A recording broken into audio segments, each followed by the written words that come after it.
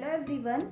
In our video 1 of Christianity and Islam, we have covered Christianity. Now next we will deal with Islam. Islam originated in Arabia. Arabia is a peninsula of West Asia.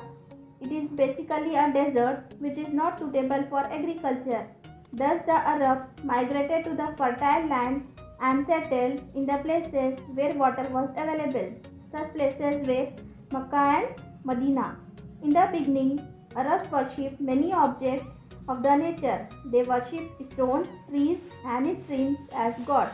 In Mecca, the stone of Kaaba and other 360 idols were worshipped by them. This was considered to be one of the most important religious places.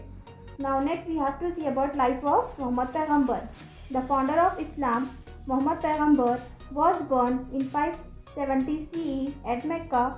His parents were Abdullah and Amina. He lost his parents during his childhood and was brought up by his uncle. He was a shepherd in the beginning and later started visiting Mecca and Syria for business purpose. In Mecca, he was introduced to a rich widow by name Khadija and was employed by her. Later, he married her.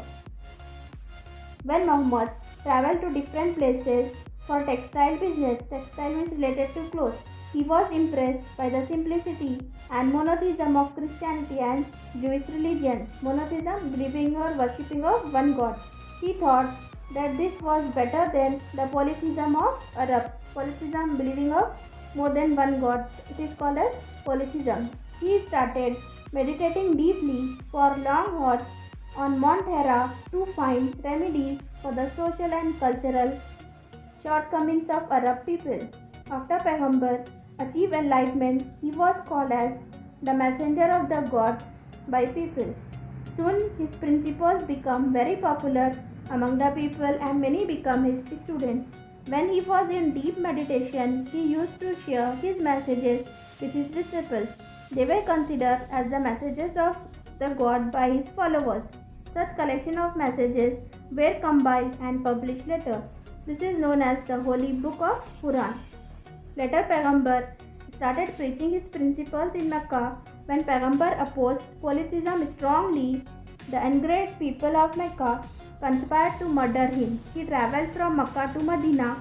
When he became aware of this in 622 CE, this incident is known as Hijrah, and Muslims reckon this as the Hijrah era or Islamic lunar calendar. In simple sense, Hijrah is, we can say, the departure of Paighambar from Mecca to Medina. It is called as Hijrah. The next, the people of Medina welcomed him and followed his principle. After 8 years, there was a war between Mecca and Medina, and the people of Medina defeated the people of Mecca. Paighambar came back to Mecca. The people of Mecca accepted his teaching. Finally, they became the follower of the religion propagated by Paighambar. Gradually, his principles spread all over the Arab region. Paighambar died in 632 CE, the Common Era. The next it is teaching of Islam. First we will see meaning.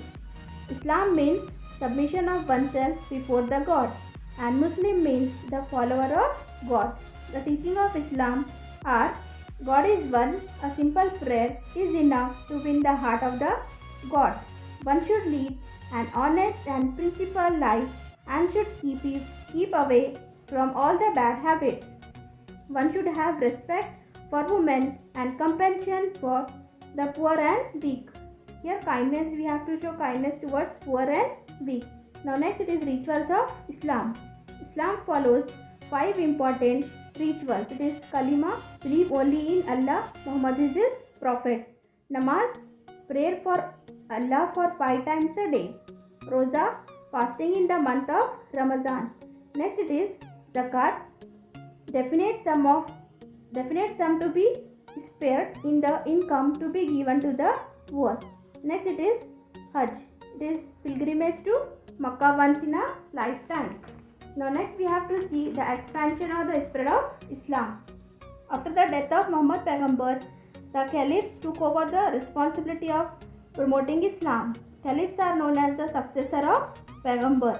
With the sincere efforts of caliphs, Islam spread from Spain to India within a century, and the reasons for such a fast growth are simplicity of Islam, efforts of caliphs to spread Islam, devotion of Muslims, and lastly it is religious interest of sultans. Now next we have to deal with contribution of Islam.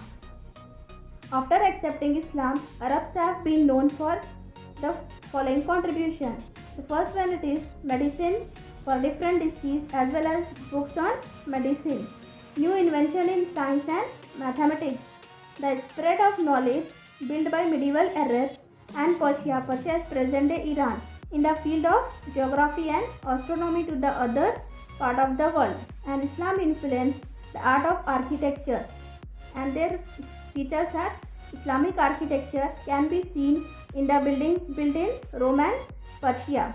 Next it is sects in Islam. Like in other religions, many sects or groups can be found in Islam. The most important among them are Shia and Sunni. The successor of Muhammad Paighambar are known as caliphs. They become the religious and political leaders of Islam after Paighambar. Abu Bakr was the first caliph.